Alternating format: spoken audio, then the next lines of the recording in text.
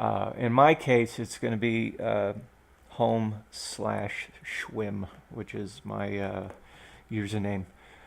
So if you do print working directory, you can see where you're at. On Linux, if you also use the awfully nifty squiggly line, that'll drop you into your home directory as well. So no matter where you go,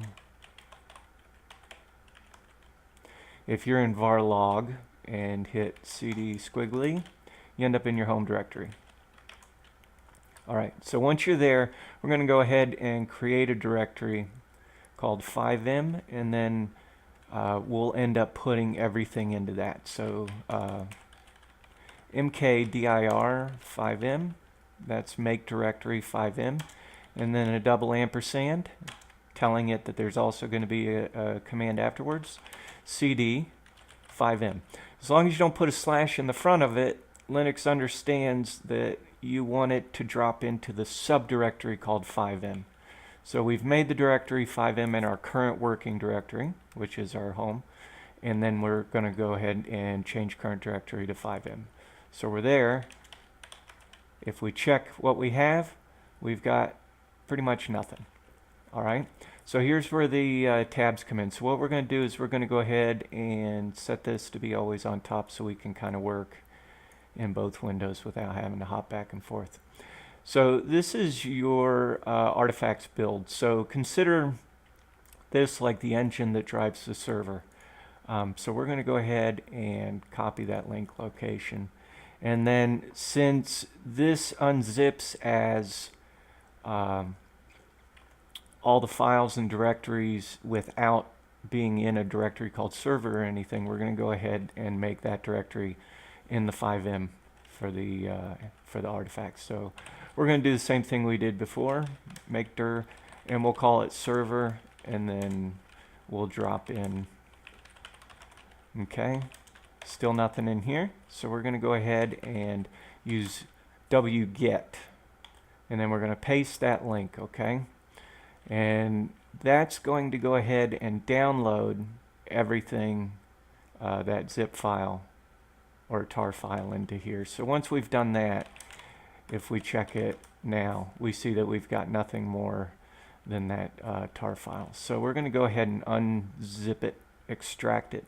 So that's tar dash xvf and then fx dot, and then we can go ahead and use the asterisk, which in Linux tells it that anything that matches that fx dot asterisk will get operated on. So you could use that. It's a wild card, and you can use it anywhere. You could use asterisk dot zip, and then Linux would know to work on anything ending in the dot zip extension. So we're going to do it this way, and we go ahead and extract everything, and once we're done, you'll have an Alpine directory, and then the run, and then these tar file, which we're going to go ahead and delete now. So we're going to go ahead and rm remove, and then F for force, flag dash flag force, and then star.xz. Okay, so once we're done with that and we check, you can see you've got nothing in here but the Alpine directory and then the run file. So we're going to go ahead and go up one directory, and you can see now that we're in the FiveM parent folder, and server's been built, but we don't have anything else. So we're going to go ahead and go over to this file. We'll move this over here. So if you hit clone or download, you can see you've got the download zip. Go ahead and right click that, and you're going to go ahead and copy link location. And in this side, we're going to do the same thing we did before. We're going to use wget to grab it. And you can see on this one, it's in the resources directory, so we don't really need to do anything. We don't need to build a directory to put it in. It's going to go ahead and end up in one automatically. So we're going to hit wget and then space, and then we're going to paste that link. And in Linux, if you're working in the shell, middle click on your mouse will paste whatever you've got copied to the clipboard. So we're going to go ahead and do that, and it's done.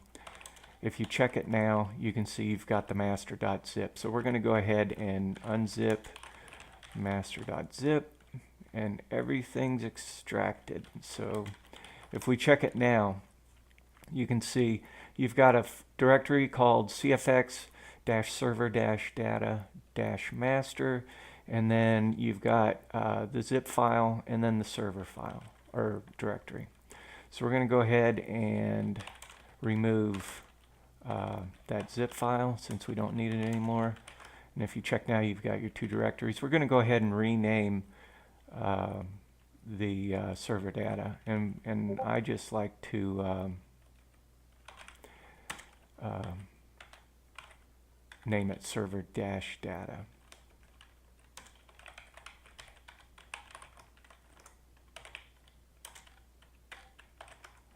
All right, so if you look at it now, what I did was to rename something in Linux, you actually move it. So think of it like you're telling it to move from folder 1 to folder 2. So MV is move, and then I use the wildcard again since I knew there was nothing else in the directory I was working in that started with cfx-.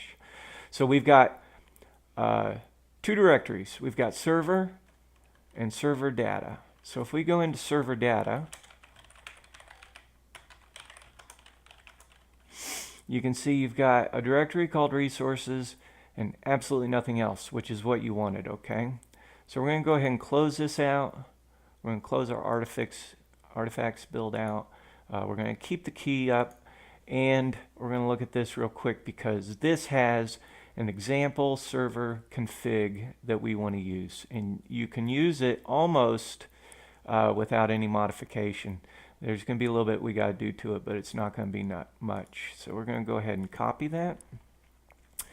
And the way you work on files like an editor, you can use a lot of different things, but the default for most servers, which is installed and as the default command line editor, is Nano. So we're going to go ahead. We know we need the server config to be in the server data folder above resources. So we're going to go ahead and create it right here. So to create a file and work in it automatically, you can just go ahead and hit and type nano server.cfg. And that, since it doesn't exist, it knows it's creating the new file. It'll open up the editor and there will be nothing in it. If you were editing an existing file, you would go ahead and do the same thing, nano server.cfg. If that file already exists, it goes ahead and loads it up into it, and then you can edit it. So what we're doing is creating a new one. So we're going to go ahead and nano server.cfg. And you can see that we are in a blank file. It says new file. So we copied this. We're going to go ahead and right click and paste. Control C and Control V doesn't really work in these editors, so go ahead and just paste it. And the first thing we're going to do is go ahead and in the server management, if you look at this, you can create as many keys as you want. You don't have to keep creating keys. Like I use the same key for working in dev. So if I'm working in here and I copy my new one, so we're going to go ahead and where change me is, leave the SV license key, and we're going to go ahead and paste it into there. And the only other thing you really have to change here, you'll want to change a few things, names of your server and the Archon password and stuff like that. But the one thing that I have to do with every server I create, which is never done for you automatically, you'll see up here where it says Start Session Manager. What you want to do is go down all the way to the bottom and type Restart Session Manager. For some reason, when you create these new servers, a lot of times you'll try to load in and it'll say it can't start Session Manager. So I have to restart it at the bottom of my server configs, or else it won't let me load into the server. So once you're done editing this, there's nothing else I'm going to screw with. I don't have other servers running on this machine right now, so I don't need to change the port. Port's at the top.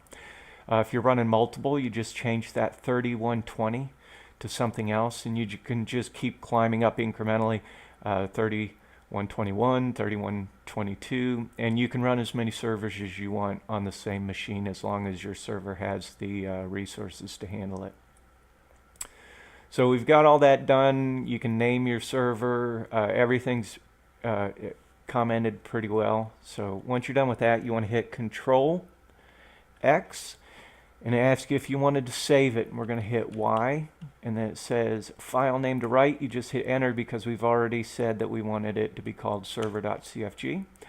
So it exits out, and if you check it now, you'll see that we've got resources, and now we have server.cfg.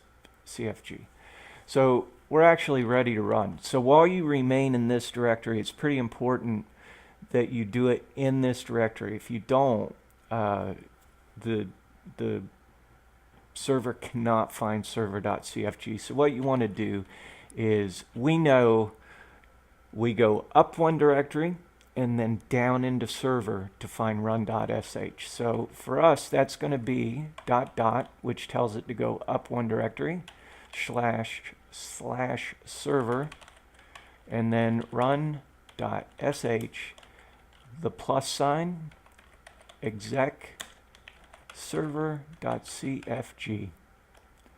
All right, so you can see it found the directories, it started the resources, it went ahead and authenticated the license key, sent the heartbeat, started the map FiveM hipster, and you're off and running. Usually on this, just because the way my network's set up on this machine, I'll get hitch warnings and stuff sometimes. But basically, this is all done. If you look, I'll go ahead and start up FiveM server, and if you look, my internal IP right there. So we'll go ahead and do a direct connect, and if you look at it, you see that I've connected and it's all done. You have a FiveM server running, very basic setup. You can go ahead and explore the world. You can't do a whole lot else. That's for additional resources to take care of. But that's pretty much it. We'll go ahead and handle additional stuff later on. But you've got a basic server running that you can build off of. You can add kind of standalone resources through the FiveM forum. You can go with a established role-play framework like ESX or VRP, or you can build your own. Lua, C#, JavaScript. It supports a lot of languages. But for now, that's going to do it. Feel free to leave a comment if you want to see something else done. But barring any other overwhelming suggestions, what we're going to end up doing is building this into an ESX server. If there's enough requests for it, we can do some different directions as well. But that's what we'll start with. And I'll talk to you guys later.